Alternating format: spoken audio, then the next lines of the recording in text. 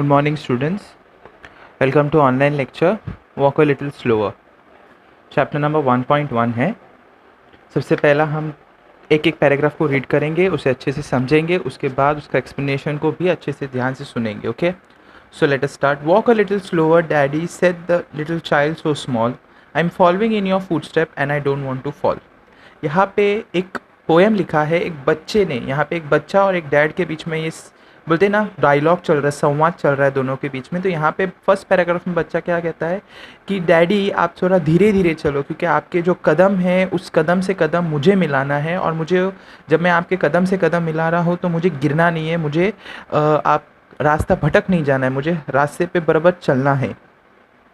ये इस पैराग्राफ में बताया गया है कि डैडी के साथ चलना ही हमारे लिए अच्छा होगा, और हमें डैडी के पीछे पीछे चलना है, उनके आगे आगे नहीं चलना. मतलब वो जैसे चल रहे, वो जैसा काम कर रहे, उन्होंने जिस तरीके से हमें पाला है, पोसा है, और जिस तरीके से उन्होंने हमें बड़ा किया है, वही चीज़ हमें भी सीखना है कि हम जब बड़े हो जाएंगे तो उनके जैसे ही करना है हमें. ये फर्स्ट पैराग्राफ में बताया गया.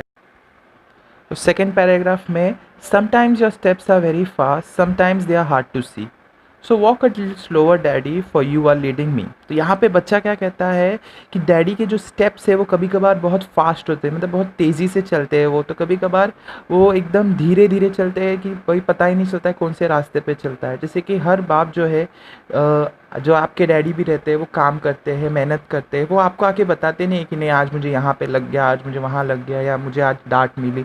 ये आपको बताते नहीं हैं ताकि वो आप सुनने के बाद उदास हो जाओगे. तो उसी तरह से वो बच्चा क्या चाहता है कि वो भी अपने पापा की सारी चीज़ों को सुने कि उन्होंने किस तरीके से अपने आपको कुर्बान करके उसे बड़ा किया है. So walk a little slower daddy for you are leading me. वो बच्चा कहता है कि डैडी आप मुझे आगे बढ़ाने की कोशिश कर रहे हो, आप ही मेरे सब कुछ हो, मतलब you are my guiding source, मतलब आप ही मुझे लक्ष्य दिखा रहे हो, मुझे आगे बढ़ने की प्रेरणा दे रहे हो.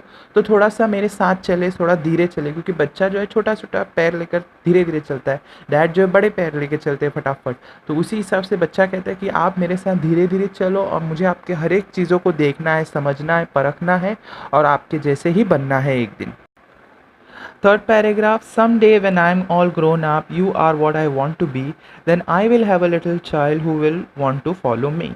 तो यहाँ पे थर्ड पैराग्राफ में बच्चा कहता है कि जब आप मुझे चाहते थे कि बड़े हो जाने के लिए, बड़ा हो जाता हूँ मैं, तब मैं भी चाहूँगा कि मेरा बच्चा जो है वो मुझे फॉलो करे, मतलब मेरे जैसे बने. जिस तरीके से आप चाहते हो कि मैं आपके जैसे बनूँ, उसी तरीके से मैं चाहूँगा बड़े होने के बाद कि मेरा बच्चा मेरे जैसे बने, मुझे फॉलो करे, मुझे देखकर बड़ा होते रहे. तो उसी हिसाब से वो कहता है कि अगर आज आप मेरा साथ दोगे, आप मेरे साथ चलोगे, मेरे साथ साथ मुझे हर चीज़ सिखाओगे, मुझे दुनिया घुमाओगे, बताओगे कि दुनिया में क्या अच्छा है, क्या बुरा है, कौन बराबर है, कौन नहीं है, वो सारी चीज़ों को आप अगर बताओगे मुझे, तब जाके मैं भी बड़े होकर मेरे जो बच्चे हैं उनको मैं सिखाऊंगा कि किस तरीके से हमारे पप्पा ने मुझे सिखाया, उस तरीके से मैं उनको सिखाऊंगा. तो वही कहता है बच्चा कि someday when I am all grown up, और जो मैं बनना चाहता हूँ बन गया हूँ, तब मुझे एक बच्चा होगा, वो मुझे फॉलो करना चाहता है. तो अगर मैं आपको फॉलो अच्छे से कर पाऊँगा, तब मैं अपने बच्चे को भी सिखा सकता हूँ कि किस तरीके से हम एक दूसरे को फॉलो कर सकते हैं. So the last paragraph, and I would want to lead just right and know I was through, so walk a little slower daddy for I must follow you. Author unknown. तो यहाँ पे क्या बताया गया है कि उसे पता है कि उसे सिर्फ सही रास्ते पे चलना है, उसे गलत कोई भी रास्ते पे चलना नहीं है.